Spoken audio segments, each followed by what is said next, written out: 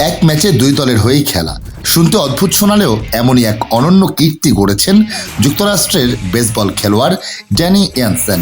যুক্তরাষ্ট্রের major league বেসবলে চলতি মৌসুমের শুরুতে টরন্টো ব্লু জেইসের হয়ে খেলছিলেন ক্যাচার ইয়ানসেন। 26শে জুন তাদের হয়ে বোস্টন রেড সক্সের বিপক্ষে ব্যাটও করেছিলেন তিনি। বৃষ্টির কারণে দ্বিতীয় ইনিংসের মাঝপথে ম্যাচটি স্থগিত হয়ে যায়। এই গরমে ওয়ালটন এয়ার কন্ডিশনার এক্সচেঞ্জ অফারে স্প্লিট এসিতে 23,400 টাকা পর্যন্ত এবং কমার্শিয়াল এসিতে 42,822 টাকা পর্যন্ত নিশ্চিত ছাড়। Walton air conditioner, comfort without compromise.